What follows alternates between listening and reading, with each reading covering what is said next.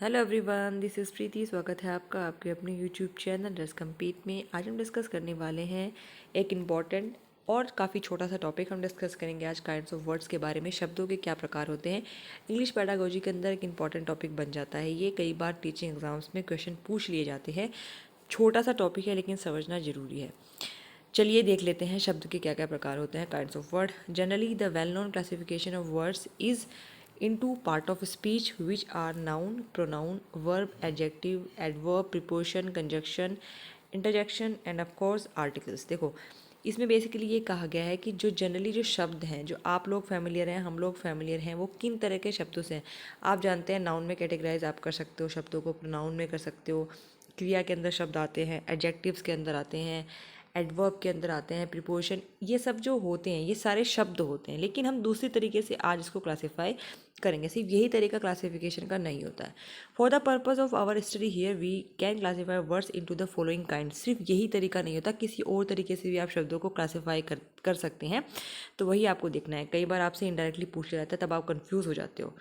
चलिए देख लेते हैं। सबसे पहले आता है फंक्शनल वर्ड्स। देखो फंक्शनल वर्ड्स किस किस तरह के होते हैं। क्रियात्मक शब्द।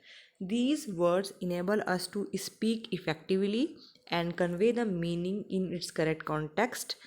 These can be further classified into the following। देखो फंक्शनल वर्ड्स, जिसको अगर मैं हिंदी में बोलूँ क्रियात्मक शब्द, ऐसे शब्द हैं जो कि आप अपने डे टू डे लाइफ में बोलते हो, जिनका कुछ मीनिंग निकलता है। ये हमेशा ध्यान रखना है आपने। These words enables us to speak effectively, बोलने में अच्छा मदद करते हैं और एक कॉन्टेक्स्ट में करेक्ट मीनिंग प्रोवाइड करवाते हैं। These can be further classified into following. ठीक है, अब देख लेते हैं फंक्शनल वर्ड को कैसे क्लासीफाई किया गया है। सबसे पहले आपका आता है ऑक्सिलरीज।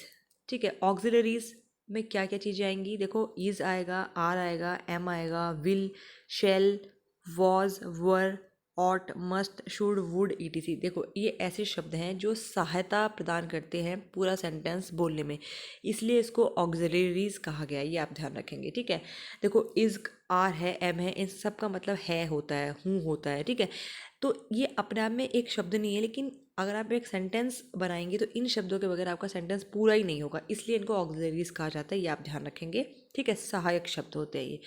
तो आपसे किस तरह से क्वेश्चन पूछा जाएगा, कई बार आपसे ऐसे पूछ लेगा कि इज, आर, एम किस तरह के शब्द है, तो ऑप्शन में आपको दिया होगा फंक्शनल वर्ड्स हैं, या फिर अगर ऑप्शन में आपको ऑक्सिलरीज दिया होगा तो ये इसलिए आपको ध्यान रखना है। ठीक है, चलिए नेक्स्ट हमारा आता है प्रीपोजिशन। प्रीपोजिशन आती है, ये भी फंक्शनल वर्ड है एक तरीके का। प्रीपोजिशन आपको सबको पता है, एट होता है प्रीपोजिशन में, इन है, इनटू है, बाय है, फ्रॉम है या विद है। इस तरह की जो भी प्रीपोजिशन है, बहुत सारी प्रीपोजिशन है, जितनी भी प्रीपोजिशंस होती हैं वो सारी की सारी फंक्शनल वर्ड्स के अंदर आती हैं। थर्ड पॉइंट हमारा है एडवर्ब्स। एडवर्ब्स में आता है आपका विच है, हुज है, वाइजली है, ऑनेस्टली है। ये सारे जो है एडवर्ब्स के अंदर आते हैं। ठीक है, एडवर्ब बेसिकली क्या होते हैं, क्रिया विशेषण कहते हैं, मतलब ऐसे शब्द जो कि किसी क्रिया की विशेषता बताते हैं। तो जो एडवर्ब्स हैं वो भी फंक्शनल वर्ड्स हैं। ठीक है, कंजक्शंस जो होते हैं, जो सेंटेंस को जोड़ने के काम आते हैं, जो शब्द होते हैं उनको हम कंजक्शन कहते हैं, जिनसे दो सेंटेंस जुड़ते हैं।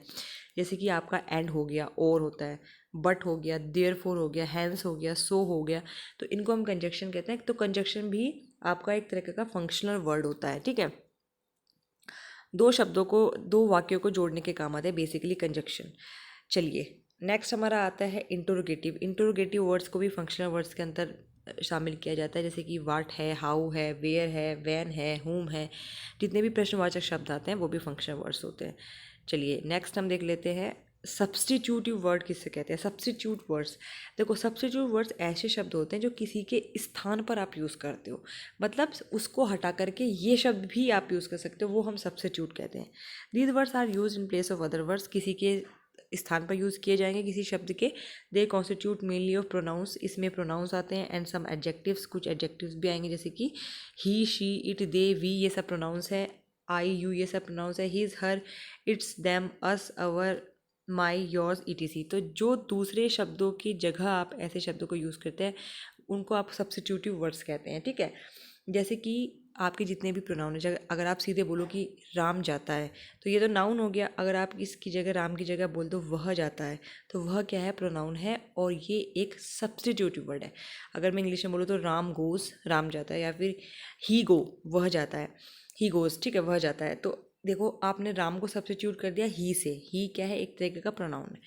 चलिए नेक्स्ट हम देख लेते हैं कंटेंट वर्ड्स। कंटेंट वर्ड को पढ़ने से पहले अगर आपको ये वीडियो पसंद आती है तो प्लीज़ वीडियो को लाइक शेयर जरूर करें, और चैनल पर नए हैं तो चैनल को सब्सक्राइब करें एंड फीडबैक देना ना भूलें, बिकॉज आपका फीडबैक हमारे लिए एक मोटिवेशन की तरह से काम करता है। बहुत ज़रूरी है आप लोगों का फीडबैक मिलना। चलिए कंटेंट वर्ड्स देख लेते हैं अब क्या होते हैं। These are the words we talk about, they can be person, place, animals and thing. देखो कंटेंट वर्ड ऐसे शब्द होते हैं जिनके बारे में बात की जाती है, ये आपको ध्यान रखना है, जिनके बारे में आप बात करते हैं। These are the words we talk about, they can be. अब इसमें भी कैटेगरीज है। पर्सन, कोई इंसान का नाम भी हो सकता है कंटेंट वर्ड में, किसी जगह का नाम भी हो सकता है, जानवर का नाम हो सकता है, किसी चीज़ का नाम हो सकता है। मेनली नाउन्स, देखो नाउन ऑब्वियसली अगर आपने पर्सनल, प्लेस, एनिमल, थिंग की बात करते हो आप नाउन की बात कर रहे हो, जैसे कंप्यूटर, न्यूज़पेपर, बुक है, पेन है, मैन है, वुमेन है, बॉय, टाउन, ईटीसी। ये सब क्या है, कंटेंट वर्ड्स हैं, याद रखेंगे। नाउन कंटेंट वर्ड के अंदर आता है, जबकि प्रोनाउन सब्स्टिट्यूट वर्ड के अंदर आता है। तो कई बार इस तरह के क्वेश्चन बनते हैं, आपसे पूछ लिया जाएगा कि कंटेंट वर्ड कौन से, तो आपको ऑप्शन में दिया जाएगा कि वर्ब है, सब्स्टिट्यूट वर्ड्स है, डिस्ट्रीब्यूटिव वर्ड्स, इस तरीके से। तो आप जो है पता लगा पाएंगे अपने आप से अगर आपको कॉन्सेप्ट क्लियर है। नेक्स्ट हमारा पॉइंट है qualities and attributes, mainly nouns and adjective such as honesty, punctuality, good, bad, ETC. जितने भी आपके एडजेक्टिव हैं, विशेषण जो होते हैं, किसी शब्द की विशेषता बताने वाले शब्द जो होते हैं, किसी ठीक है संज्ञा की या सर्वनाम की विशेषता बताने वाले जो शब्द होते हैं उनको एडजेक्टिव कहते हैं। जो सारे एडजेक्टिव वो कंटेंट वर्ड्स में आएंगे, जैसे कि ऑनेस्टी हो गया, पंक्चुअलिटी हो गया, गुड, बैड, इटीसी। सी हमारा पॉइंट है action and movement, mainly noun and verbs such as arrival, theft, departure. इस तरह के जो शब्द हैं, एक्शंस हैं, मूवमेंट है, वो भी सब कंटेंट वर्ड के अंदर आते हैं। चलिए नेक्स्ट और लास्ट हमको जो डिस्कस करना है वो है डिस्ट्रीब्यूटिव वर्ड्स। डिस्ट्रीब्यूटिव वर्ड्स ऐसे वर्ड्स होते हैं, दिस कैन बी प्रोनाउंस और कंजक्शंस भी हो सकते हैं, सच एज आइदर और, both, and, any, each, every, etc. इनको हम कहते हैं डिस्ट्रीब्यूटिव वर्ड। ठीक है, ये आप ध्यान रखेंगे।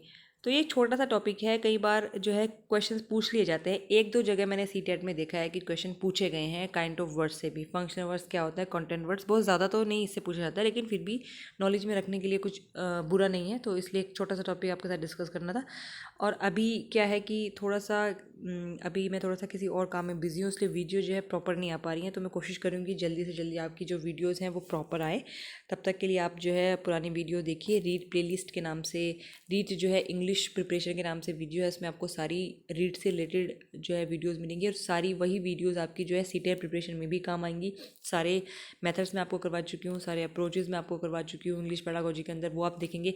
बहुत जल्दी मैं कोशिश करूँगी कि साइकोलॉजी की सीरीज़ भी शुरू करूँ। और जो यूटेट के जो बच्चे हैं, उत्तराखंड टीईटी के जो बच्चे जो हमारे चैनल से तैयारी कर रहे हैं, तो वो भी हमारे चैनल के साथ जुड़ सकते हैं। तो आगे मैं कोशिश करती हूँ कि उसकी क्लासेस भी ले सकूँ। चलिए फिलहाल के लिए इतना ही, जल्दी मिलते हैं अगली वीडियो में, तब तक के लिए बाय बाय।